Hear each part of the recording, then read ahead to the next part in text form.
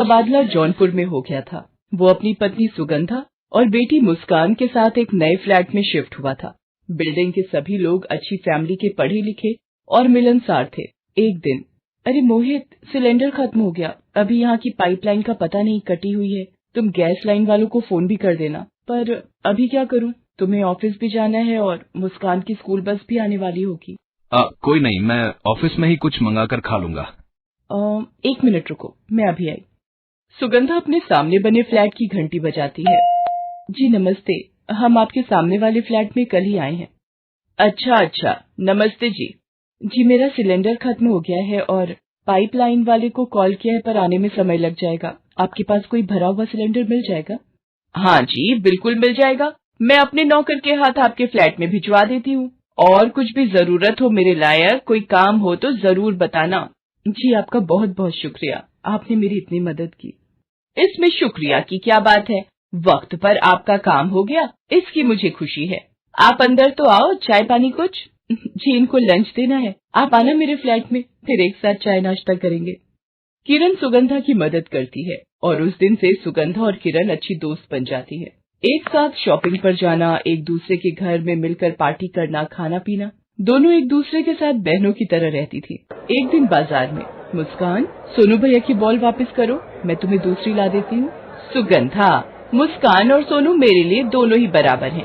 Ball वो रखे या सोनू, एक ही बात है। सोनू, ये बॉल मुस्कान को दे दो बेटा। तो फिर सोनू को मैं उसकी पसंद का कुछ लेकर दूंगी। अब तुम मत बोलना कि मैं क्यों पैसे दे रही हूँ। ठीक है दादी अम्मा, चल बच्चों को भी भूख लगी है, सामने शॉप से कुछ खाते हैं। सुगंधा को नए शहर में किरण जैसी अच्छी पड़ोसी के रूप में बहुत प्यार करने वाली बहन मिल गई थी। दोनों एक दूसरे से हर छोटी से छोटी बात के लिए फोन करती थी। एक दिन, अरे सुगंधा, वो लखनऊ वाली सुषमा मौसी आ रही हैं कुछ दिनों के लिए। उन्हें दवाई लेनी है, जौनपुर में किसी ने बताई है, तो वो हमारे पास ही कुछ दिन रहेंगी। मोहित, सुषमा मौसी, बस वो तो पूरा रेडियो स्टेशन है जो हर वक्त चलता रहेगा जब तक यहाँ रहेंगी। मेरे किए हर काम में नुक्स निकालेंगी, बड़ा तंग करती हैं वो मोहित। कोई बात नहीं, कुछ ही दिनों की तो बात है, तुम उनकी बातों पर ज्यादा ध्यान मत देना, ठीक है? मोहित सुषमा मौसी को स्टेशन से ले आता है। पाए लागू मौसी। जीती रहे, खुश रहे, और हो सके तो इस साल एक पोते का चेहरा भी दिखा दियो। सुषमा मौसी का बेकार का ताना सुनकर सुगंधा मोहित को देखने लगती है। मोहित उसे चुप रहने का इशारा करता है। वो तेरी बिटिया है ना? मोहित कहाँ है? वो स्कूल गई है, मैं देख कर आता हूँ, उसकी बस आ गई होगी। मौसी ये पानी, और आप पहले स्नान करोगे या खाना लगा दूं? पहले मैं स्नान करूंगी, तब तक तू मेरे लिए दूध में थोड़ी पत्ती लगा दे। सुषमा मौसी नहाने चली जाती है, तभी किरण आ जाती है। सुगंधा, वो मौसी जी आने वाली थी, आई नहीं क्या अभी तक? आ गई है, नहाने गई है, ये लो आ गई। पाए लागू मौसी जी, कैसी हैं आप? तू कौन है जो मेरे पैर छू रही है? मौसी जी, ये हमारे सामने वाले फ्लैट में रहती है, किरण नाम है इसका। बहुत अच्छा स्वभाव है किरण का, बिल्कुल बहनों जैसा। ठीक है, पर कितने दिन ये बहनों वाला रिश्ता टिकेगा, ये तो वक्त ही बताएगा। सुषमा मौसी की ये बात सुनकर किरण वहाँ से चली जाती है। सुगंधा सुषमा मौसी से, मौसी, जब मुझे इस फ्लैट में किसी भी चीज की जरूरत थी तब किरण ने ही मदद की थी, आप उसे गलत समझ रही हो। हमने भी जमाना देखा है बहू, ये नाम के रिश्ते बनाए जाते हैं ताकि फायदा उठाया जा सके। सुषमा मौसी की बातों को सुनकर सुगंधा दुखी हो जाती है, पर वो उस वक्त ज्यादा कुछ बोल नहीं सकती थी। उसे कुछ दिन और इसी तरह की बातें सुनकर बिताने थे। तभी मोहित मुस्कान को लेकर आ जाता है। मुस्कान बेटा, मौसी जी को नमस्ते करो। नमस्ते मौसी जी। अरे गुड़िया रानी, जीती रहो, आ गई स्कूल से। मम्मा, मैं सोनू के साथ खेलने किरण आंटी के घर जाऊं? पर बिटिया, पहले तनिक कुछ खा तो ले। मुझे किरण आंटी के हाथ के राजमा चावल अच्छे लगते हैं, मैं वही खाऊंगी, आज उन्होंने मेरे लिए बनाए हैं।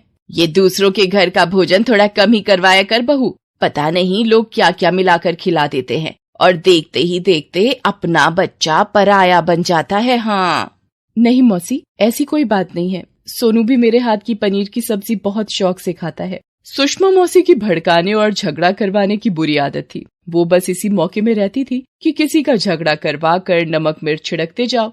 एक शाम, क्या हुआ मुस्कान, तुम रो क्यों रही हो? मम्मा, वो सोनू के पापा उसके लिए नया गेम लाए हैं। मेरे हाथ से गिर गया तो सोनू ने मुझे जोर से धक्का दे दिया। ये देखो मम्मा, मेरे हाथ पर लगी है। मैं तो पहले ही कहती थी परायों से इतना प्यार रखना ठीक नहीं। आ गई ना चोट मारकर, कोई ऊंच नीच हो जाती तो। इतनी देर में किरण सोनू को लेकर आ जाती है। सोनू, मुस्कान से माफी मांगो, तुमने उसे गिराया ना, देखो उसके हाथ पर खरोच आ गई, चलो सॉरी बोलो। अब ये नाटक करने की जरूरत नहीं है किरण, चोट मेरी बेटी को लगी है, तुम्हारे बेटे को नहीं। कैसी बातें कर रही हो सुगंधा? मैं उस वक्त रसोई में थी, खाना बना रही थी। इन दोनों की कब लड़ाई हुई मुझे पता ही नहीं चला। वो तो बाद में सोनू ने मुझे खुद बताया तो मैं इसे माफी मांगने लेकर आई। सुषमा मौसी, शायद आप सही कह रही थी, मैंने ही पहचानने में गलती कर दी। किरण मेरे लिए सिर्फ एक पड़ोसी ही है, इससे ज्यादा कुछ नहीं। ये सब सुनकर किरण वहाँ एक पल भी नहीं रुकती। वो अपने घर आकर बहुत रोती है। सुगंधा और किरण की दोस्ती में तकरार आ जाती है, उनके रिश्ते में दरार पड़ जाती है और वो दोनों आपस में बिल्कुल बात करना बंद कर देती हैं। सुषमा मौसी ने जो चिंगारी सुलगाई थी उसकी लपटें सुगंधा और किरण के रिश्तों पर पड़ चुकी थी। दोनों एक दूसरे के सामने आकर मुंह फेर लेती थी। एक दिन, सुगंधा, मुझे जरूरी काम से दिल्ली जाना है, 2 दिन लगेंगे। ठीक है, मैं आपकी पैकिंग कर देती हूँ। अगले दिन मोहित दिल्ली चला जाता है। उसी रात सुगंधा, मुस्कान बेटा सोफे से गिर जाओगी, कूदाफांदी मत करो। तभी अचानक मुस्कान सोफे से गिर जाती है। मुस्कान, क्या हुआ? अरे मौसी, इसको तो खून बह रहा है, क्या करूँ, ये भी घर पर नहीं है। मुस्कान मेरी बच्ची, आंखें खोल। सुगंधा के रोने की आवाज किरण के फ्लैट तक जाती है। सुनो जी, मैं जरा देख कर आऊँ, मुझे सुगंधा के रोने की आवाज आ रही है। भाई, तुम्हारी सहेली है तो तुम्हें जाना चाहिए। किरण विवेक के साथ सुगंधा के घर जाती है। अरे सुगंधा, क्या हुआ इसे? ये मुस्कान की चोट कैसे आई? सोफे से गिर गई, ये भी दिल्ली गए हुए हैं, अब मैं क्या करूं?